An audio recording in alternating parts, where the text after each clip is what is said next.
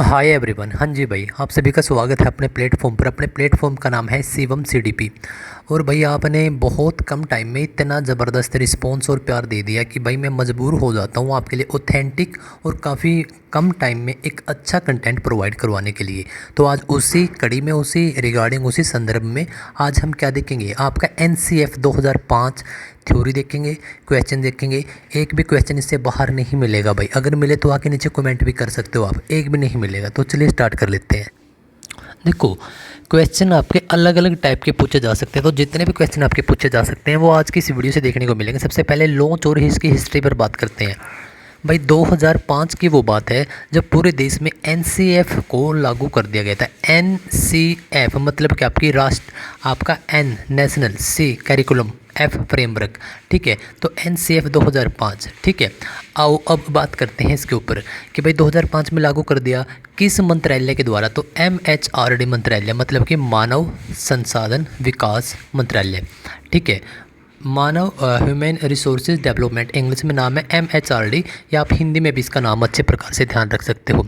ठीक है साहब, इसके द्वारा वह प्रकाशित किसके द्वारा किया गया था। तो NCERT राष्ट्रीय शैक्षिक अनुसंधान और प्रशिक्षण परिषद के द्वारा इसको लागू जो लॉन्च है वो करने का काम किया गया था। ठीक है साहब, अब जानते हैं इसके अध्यक्ष कौन थे भाई। तो इसके लिए गठित राष्ट्रीय संचालन समिति के अध्यक्ष देश के प्रसिद्ध वैज्ञानिक प्रोफेसर यशपाल थे। अच्छा, यहाँ पे आप याद कैसे रखोगे। देखो, NCF की बात हो रही है, देखो पाठ्यक्रम की बात हो रही है, तो जाहिर सी बात है भाई पाठ्यक्रम वही व्यक्ति तय करेगा जो भाई पहले ऑलरेडी उसी विभाग में है। तो प्रोफेसर भी किस विभाग में होते हैं, एजुकेशन में, तो प्रोफेसर। ठीक है, यशपाल को कैसे याद रखोगे। देखो, यस का क्या मतलब होता है कि भाई जिसके अंदर बोलते हैं कि भाई ये शायद इसी काम के लिए बना है क्योंकि इसके अंदर ये लगता है, इसका यस ही ऐसा है, और ही ऐसा है, तो यस। ठीक है, तो प्रोफेसर यस से आप याद रखें, प्रोफेसर यशपाल। ठीक है साहब, आगे आ जाओ। जिसकी शुरुआत थी भाई, जिसकी इंस्पिरेशन है, हमें प्रेरणा कहाँ से मिलती है। तो गुरुदेव रविंद्रनाथ टैगोर के प्रसिद्ध निबंध सभ्यता और प्रगति। ये प्रश्न आपका बहुत बार पूछा जाता है कि सभ्यता और प्रगति किसका निबंध है। तो रविंद्रनाथ टैगोर का। क्या खास बात है, सिविलाइजेशन एंड प्रोग्रेस, इसकी पंक्तियां हैं कुछ, तो वहाँ से हमें यह प्रेरणा मिलती है कि भाई NCF ऐसा कुछ कंसेप्ट होना चाहिए। तो काफ़ी इंपॉर्टेंट है। आगे आ जाओ, जिसका अनुवाद है। देखो, आपके संविधान में कुल मिला के 12 अनुसूची हैं। तो 12 में से 8वीं जो अनुसूची है उसमें साहब आपका इसका वर्णन मिलता है। उसमें आपके क्या है, 22 भाषाएं हैं। तो 22 के 22 भाषाओं में इसका अनुवाद किया गया है।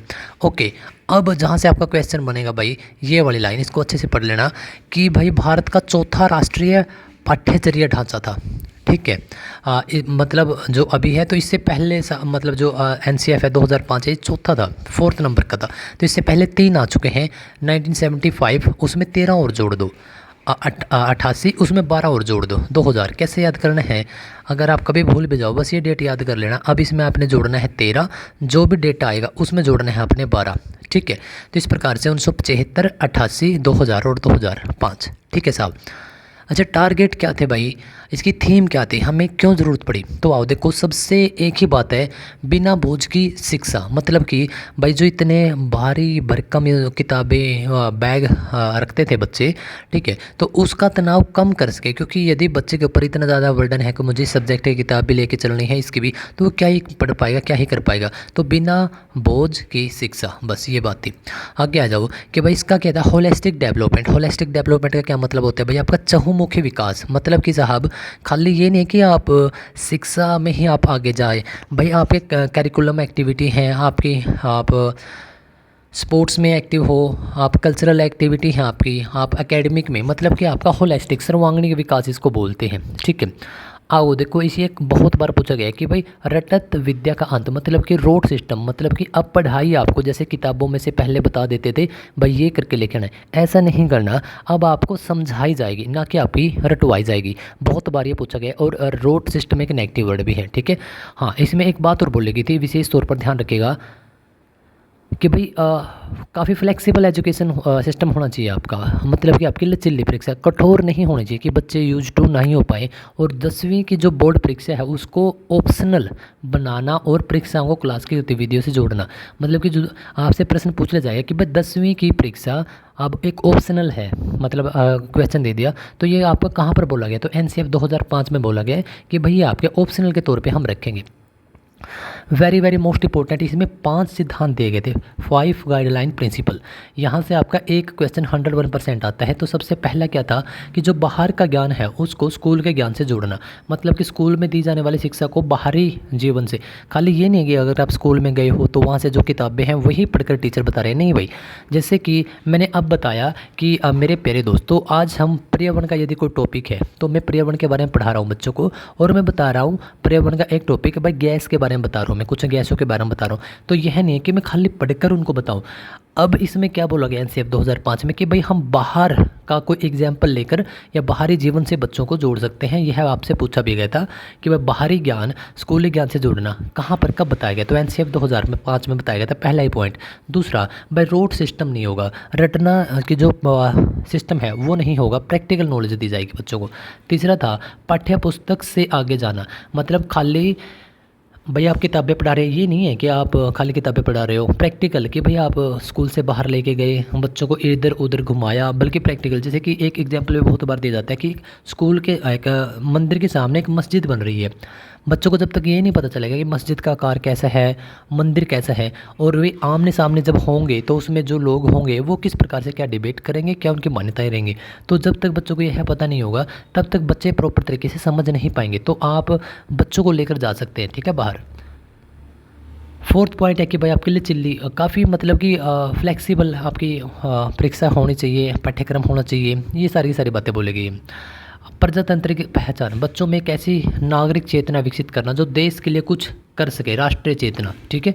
आगे आ जाओ भाई। अब देखते हैं इसके कुछ महत्वपूर्ण नियम थे भाई कि क्लास के अंदर क्या क्या चीज़ें हैं, क्या चीज़ें नहीं होंगी, देखते हैं। सबसे पहले कि शिक्षक है भाई, इसमें एनसीएफ 2005 में बोला गया कि शिक्षक एक डिक्टेटर नहीं होगा। डिक्टेटर का मतलब होता है तानाशाह, ठीक है, तानाशाह नहीं होगा। मतलब कि सिर्फ शिक्षक की ही नहीं चलेगी। मान के चलो मैं आपकी क्लास में आया और मैं बोल रहा हूँ, अरे बच्चों अच्छा भाई रोल नंबर 62 खड़ा हो जा, रोल नंबर 26 भी खड़ा हो जा, अब दोनों कान पकड़ लो, ऐसे नहीं चलेंगी, ठीक है। मतलब टीचर का क्या रोल रहेगा, एक सुगम करता जो कठिन से कठिन भाषा और लैंग्वेज और वर्डों को आसान तरीके से बता सके, फैसिलिटेटर, ठीक है। ये आपका बहुत बार पूछा गया कि सुगम करता या सुविधाता, आपका ये बहुत बार पूछा गया। रचनावाद, मतलब क्रिएटिव ही मान सकते हैं एक प्रकार से कि भाई जो बच्चे हैं वो ज्ञान का निष्क्रिय प्राप्तकर्ता नहीं होंगे। मतलब कि खाली बैठकर सुन रहे हैं पैसिव, वैसे नहीं होंगे, एक्टिव होंगे बच्चे। मतलब लर्निंग बाय डूइंग का कंसेप्ट भी आपका यहीं पर दिया गया था। गलतियां होती हैं, लेकिन गलतियों का महत्व बताना कि भाई अगर आप कल कहीं आगे बढ़ जाओगे तो आप सिर्फ अच्छे काम करके नहीं या फिर अच्छा करके नहीं, कुछ गलत करके, कुछ गलतियां करके भी बढ़ोगे। तो गलतियां अच्छाई का ही या फिर जो आप आगे काम करोगे उसका ही हिस्सा होती हैं। मातृभाषा को प्राथमिकता, यहाँ पर देखो प्राइमरी लेवल पर 1 से 5 तक की है जो इसमें मदर टंग, मतलब कि जैसे मैं हरियाणा से हूँ तो क्या बोलोगे, NEP 2020 में भी यही बात बोली गई है कि मैं 5वीं तक की जो परीक्षा है उसमें आप जो परीक्षाएं हैं, जो कक्षाएं हैं उसमें आप मदर टंग में, लैंग्वेज में आप बात करोगे, बच्चों को शिक्षा दोगे, ठीक है, ठीक है साहब,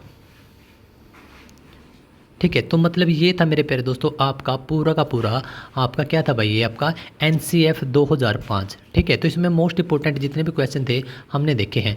अब आ जाओ, मतलब ये तो पूरा थ्योरी थी, अब आ जाओ आप इसके क्वेश्चन पर। सबसे पहला प्रश्न आपकी आंखों के सामने ये रहा, ठीक है भाई। देखो मेरे प्यारे दोस्तों, अगर आप शिवम CDP चैनल पर आए हो, एक उम्मीद लेकर आए होगे, तो मैं आपकी उम्मीद कभी टूटने नहीं दूंगा। और भाई बहुत कम टाइम में अच्छा कंटेंट विद ट्रिक आपके दिमाग, दिल, जहन सब के अंदर, और आपका CTET 101% पास हो जाएगा भाई, ठीक है। NCF 2005 तैयार करने के लिए गठित समिति कौन सी थी, देखो हमने प्रोफेसर नाम देखा था, तो इसमें तो प्रोफेसर नहीं है, इसमें भी नहीं है, तो ये हो सकता है या फिर ये। उसमें हमने देखा था कि यस, मतलब ये व्यक्ति इसी काम के लिए बना है, तो भाई Yashpal, professor Yashpal, option A बिल्कुल ठीक है। आगे आ जाओ कि भाई NCF 2005 का जो थीम बताओ भाई, थीम क्या थी। सूचना से ज्ञान, बिना बोझ के शिक्षा, खेल खेल में शिक्षा, सतत व्यापक मूल्यांकन। देखो मेन थीम क्या थी कि भाई बिना बोझ के शिक्षा, ठीक है। ये हमने किया भी है, याद कैसे रखोगे। थीम का मतलब क्या होता है कि वह मुख्य चीज़, ठीक है, जिस चीज़ के लिए आप बनाई जा रही है कोई भी, यदि कोई कंसेप्ट तैयार किया गया है तो वो क्यों किया गया है, इसका उद्देश्य भी हो सकता है, शीर्षक भी हो सकता है, ठीक है। तो मतलब कि बिना बोझ की शिक्षा, बिना बस्ते की शिक्षा भी आपको देखने को मिल सकता है। हाँ, ये देख लेना, यशपाल जो समिति थी ये 1993 की रिपोर्ट के आधार पर इसको तैयार किया गया था, ठीक है। आगे आ जाओ कि भाई बाहर का ज्ञान है जो उसको अंदर के ज्ञान से जोड़ना है, ठीक है। अब ये बताओ कि भाई ये परीक्षा सुधार है, विषय सार है, मार्गदर्शी सिद्धांत है या समाजीकरण। तो ऑप्शन बी बिल्कुल ठीक है, क्योंकि हमने क्या देखा था इसके अंदर 5 प्रिंसिपल है, 5 प्रिंसिपल में से एक क्या था कि भाई बाहर के ज्ञान को आपके स्कूली ज्ञान से जोड़ना, ठीक है। देखो 5 आ गए यहाँ पे। एनसीएफ 2005 के अनुसार एक शिक्षक की भूमिका, रोल ऑफ ए टीचर कैसी होनी चाहिए भाई। अगर आप कल एक टीचर बनते हो तो आपका क्या रोल होना चाहिए। सिर्फ आप आदेश दोगे, डिटेक्टर, या फिर आप सुविधाता होगे, नेता या मार्गदर्शक होगे, केवल परीक्षा लेने वाला। तो भाई अभी बताया था कि एक आप सुविधादाता होगे, आप बच्चों को जो चीज़ें नहीं आ रही हैं उसमें आप बच्चों को सहज अवसर दे रहे हैं और आप काम करवा रहे हैं उनसे, ठीक है, अच्छे तरीके से, फोर्स नहीं कर रहे। ये बताओ भाई कि किस दर्शन के मनोवैज्ञानिक विचारधारा के सिद्धांत पर सबसे अधिक बल देता है, कौन। एनसीएफ 2005, व्यवहारवाद, या फिर आप कंस्ट्रक्टिज्म, या फिर मानवतावाद, या फिर संज्ञानात्मक या संज्ञानवाद। तो ऑप्शन बी अभी देखा था कि भाई टीचर भी आपका ऐसा ही होना चाहिए, रचनावाद, और इसी सिद्धांत पर आपका ये फोकस है, ठीक है। आगे आ जाओ, देखो रविंद्रनाथ टैगोर का भी हमने कंसेप्ट देखा था, उसकी सभ्यता और प्रगति, ठीक है, इनका निबंध है, और इसकी निबंध की कुछ लाइनें हैं जहाँ से हमें प्रेरणा मिले कि भाई हम यहाँ से आगे एनसीएफ 2005 ऐसा कुछ कंसेप्ट लेकर आ सकते हैं। याद कैसे रखोगे। देखो भाई प्रगति का मतलब होता है प्रोग्रेस, लगातार ऊपर या फिर आगे बढ़ रहा है, तो आप यहाँ से भी इसको याद रख सकते हो। आगे आ जाओ, एनसीएफ 2005 के जो 5 देखो 5 में 5 आ गया, ठीक है। 5 इसके मार्गदर्शी सिद्धांत हैं, इसके अनुसार पढ़ाई को किस प्रणाली से मुक्त कराया जाना चाहिए। जाहिर सी बात है भाई रोट सिस्टम लर्निंग, कि भाई पढ़ाई को जो रटत प्रणाली है उससे दूर करवाना चाहिए हमें, बिल्कुल ठीक है। मेरे प्यारे दोस्तों सारे के सारे क्वेश्चन आपके पूछे गए हैं, और भाई पूरा पूरा कंसेप्ट जिस भी दोस्त ने देख लिया, 15 मिनट की वीडियो बड़ी मुश्किल से हम करेंगे, ठीक है। और आपका 101% भाई यहीं से प्रश्न फंसेंगे अगर इस कंसेप्ट से आता है तो, ठीक है। एनसीएफ 2005 के अनुसार जो प्राइमरी लेवल है उस पर जो आपकी शिक्षा दी जाएगी कौन सी भाषा होनी चाहिए भाई, आपकी माँ की, आपके रीजनल मदर टंग होनी चाहिए, तो मातृभाषा, ठीक है, जिसमें आप बच्चे का सुटेबल होता है। नेक्स्ट क्वेश्चन, एनसीएफ 2005 के अनुसार जो त्रिभाषा सूत्र है, 3 लैंग्वेज फार्मूला को लागू करने का मुख्य उद्देश्य क्या था। केवल अंग्रेजी को बढ़ावा देना। देखो केवल एक नेगेटिव वर्ड होता है, पहले काट दिया करो, यहाँ भी आ गया।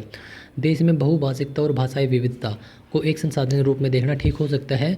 विदेशी भाषा नहीं, विदेशी का तो कोई मतलब है नहीं, तो ऑप्शन बी बिल्कुल ठीक है भाई, कि आपकी जो 3 लैंग्वेज होंगी उसको, क्यों, क्योंकि भाई हमारी लैंग्वेज अलग अलग हैं, हम दूसरों की लैंग्वेज को भी समझ सकें और अपनी भी समझा सकें, ठीक है। आगे आ जाओ भाई, इसमें एनसीएफ 2005 के अनुसार गणित शिक्षण का मुख्य उद्देश्य क्या है स्कूलों में। बच्चों को केवल सूत्र रटवाना, नेगेटिव वर्ड है केवल, केवल ये भी एक नेगेटिव वर्ड है। व्यावसायिक शिक्षा देना, क्या भाई अगर आप मैथ पढ़ा रहे हो तो क्या व्यापार सिखा रहे हो, मतलब ऑप्शन बी वैसे ही बच गया। बच्चे का चिंतन, क्रिटिकल जो थिंकिंग होती है उसको डेवलप करना, मेरे प्यारे दोस्तों आपका ऑप्शन बी बिल्कुल ठीक है। देखो भाई बी था। आगे आ जाओ, एनसीएफ 2005 के अनुसार भाषा सीखने के संदर्भ में निम्नलिखित में से कौन सा कथन सही है। बच्चे केवल व्याकरण पढ़कर, गलत है भाई, केवल वर्ड गलत है। भाषा सीखने के लिए दंड भी नेगेटिव वर्ड है, तो आपका ऑप्शन बी वैसे बच गया। ऑप्शन बी में क्या है कि भाई एक ऐसा इन्वायरमेंट दे दो कि भाई बच्चे अपने आप सीख जाए, फोर्स मत करो उसके ऊपर, ठीक है। आगे आ जाओ, एनसीएफ 2005 के अनुसार विज्ञान साइंस जो आप टीच करते हो उसका क्या उद्देश्य है। केवल परीक्षा में अच्छे अंक लाना, केवल नेगेटिव वर्ड है, निकाल दो। वैज्ञानिक परिभाषाएं याद करना, ये नेगेटिव वर्ड है भाई। क्या आप वो जो उद्योग धंधे हैं उसके लिए मजदूर तैयार कर रहे हो भाई साइंस पढ़ाकर, नहीं।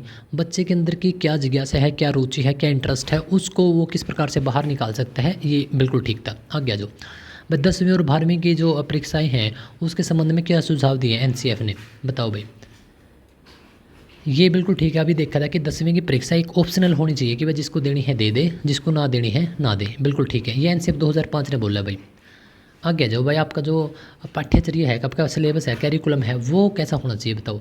केवल पाठ्य पुस्तकों पर आधारित, केवल नेगेटिव वर्ड है, निकालो, केवल नेगेटिव वर्ड है, निकालो, केवल नेगेटिव वर्ड है, निकालो। ऑप्शन भी बिल्कुल ठीक है, कि भाई पाठ्य पुस्तक जो बच्चों में ज्ञान पैदा कर सके और आगे बच्चों को बढ़ा सके। बताओ भाई कि भाई यदि बच्चा गलतियाँ कर रहा है तो ये क्या है, कि भाई ये शिक्षक को डांटना चाहिए, गलत है भाई। ये दर्शाते हैं कि बच्चा लापरवाह है, गलत है। ये बताती हैं कि बच्चा अंतर्दृष्टि प्रदान करती है बच्चे को। यदि देखो अगर आज आप गलत कर रहे हो सीटेट के लिए कुछ भी, तो भाई अगर आप सही लर्नर हो तो आप समझ जाओगे कि भाई मेरी यहाँ पर पिछली बार गलती थी, अब की बार मैं थोड़ा कम गलती करूँगा या करूँगी, ठीक है। तो ऑप्शन बी बिल्कुल ठीक है। बताओ भाई कि एनसीएफ 2005 के अनुसार शांति शिक्षा पीस एजुकेशन को बढ़ावा देने के लिए पाठ्यक्रम में क्या शामिल होना चाहिए। देखो केवल तो आप वैसे निकाल दिया करो। दंड देना नेगेटिव वर्ड है। महिलाओं के प्रति सम्मान बिल्कुल ठीक है। जिम्मेदारी का दृष्टिकोण होना चाहिए, ये बिल्कुल ठीक था आपका। 3 क्वेश्चन और बचे हैं भाई। राष्ट्रीय पाठ्यचर्या की रूपरेखा एनसीएफ 2005 सरकार के, अच्छा सरकार के किस मंत्रालय के द्वारा, अभी बताया था MHRD, मतलब कि आपका मानव संसाधन विकास मंत्रालय। ये इंपॉर्टेंट है, बहुत ज़्यादा इंपॉर्टेंट है, इसको लिख भी लेना भाई, ठीक है। बिल्कुल ठीक है। एनसीएफ 2005 के अनुसार दस्तावेजों को संविधान के किस अनुसूची में, तो अनुसूची पूछ ले तो 8वीं, भाषा पूछ ले तो सारी की सारी आपकी 22 में, ठीक है। मतलब 22 की 22 लैंग्वेज में आपका ये ट्रांसलेटेड है। आगे आ जाओ भाई। प्राथमिक स्तर पर मतलब कि आपका पहली से 5वीं तक का यदि पर्यावरण अध्ययन EVS को किस रूप में पढ़ाना चाहिए, तो केवल दो कि नेगेटिव वर्ड है, निकाल दो। आवश्यकता नहीं है पढ़ाने की, ये भी निकाल दो, नेगेटिव वर्ड हो गया। एक अलग और स्वतंत्र विषय भाई गलत है ये, क्योंकि सामाजिक का ही एक विज्ञान और सामाजिक विज्ञान के साथ इकट्ठा करके इसको पढ़ा सकते हैं और पढ़ाते भी है। बिल्कुल ठीक है। आज का फाइनल लास्ट प्रश्न है कि भाई इसमें यदि सुधारों में निम्नलिखित में से किस मूल्यांकन पर सबसे अधिक बल दिया जाना चाहिए, तो भाई इस पर, ऑप्शन बी बिल्कुल ठीक है। ठीक है, ठीक है मेरे प्यारे दोस्त, ये हमने कर ही लिया भाई पूरा कंसेप्ट, ठीक है भाई। तो मेरे प्यारे दोस्त आज के इस लेक्चर को, इस वीडियो को भाई मैं यहीं पर रोकता हूँ। 15-16 मिनट में हमने क्या किया है आज आपका NCF 2005 को काफ़ी अच्छे तरीके से सलीके से विद ट्रिक जितने प्रश्न आएंगे इसी में से आएंगे सारे कर लिए हैं। फिर भी आपके कोई क्वेरी है तो आप कमेंट बॉक्स में मुझसे पूछ सकते हो। देखो इसके बाद आपका RTE राइट टू एजुकेशन 2009 भाई, वहाँ से भी आपके 2-3 प्रश्न आते हैं हर बार, तो उसको भी आप कर लीजिएगा। 10-12 मिनट में करवा रखा है, इससे पहले ही वीडियो थी, आपको वैसे भी मिल जाएगी अपने ही प्लेटफॉर्म पर। ना मिले तो आप ये RTE 2009 बाय शिवम CDP ये डाल देना भाई, ठीक है। तो मेरे प्यारे दोस्त आपको सारी की सारी चीज़ें शिवम CDP पर मिल जाएंगी। आपसे एक छोटी सी रिक्वेस्ट रहेगी भाई, मैं वीडियो में आपको बीच में डिस्टर्ब नहीं करता, लेकिन अब बोल रहा हूँ कि एक लाइक कर दो। एक ही लाइक कर सकते हैं एक व्यक्ति, तो मुझे काफ़ी मोटिवेशन मिलता है और मैं काफ़ी ऑथेंटिक, ओरिजिनल और सही जानकारी बहुत कम समय में आप तक पहुंचाने का काम भी करता हूं। लाइक ज़रूर कीजिएगा। कोई और क्वेरी है तो आप कमेंट कर सकते हैं। हाँ भाई, चैनल को सब्सक्राइब ज़रूर कर लीजिएगा मेरे प्यारे दोस्त, क्योंकि आपको बिल्कुल फ्री में, देखो ना कोई कोर्स खरीदने की ज़रूरत, ना कोई किताब खरीदने की ज़रूरत, सारी की सारी चीज़ें फ्री ऑफ कॉस्ट बिल्कुल इसी यूट्यूब चैनल से आपके CDP में 30 में से 30 का भाई टारगेट है, लेकर आएंगे। खाली टारगेट नहीं है, लेकर आएंगे भाई।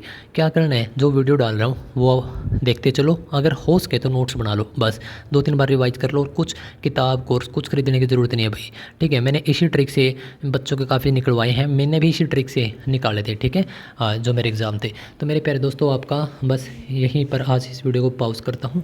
मिलेंगे अगले वीडियो में। लाइक शेयर भाई एक बार सब्सक्राइब जरूर कर देना, घंटे भी दबा देना, ठीक है। वीडियो कैसी लगी, अगला टॉपिक क्या होना चाहिए अभी कमेंट करके बताओ।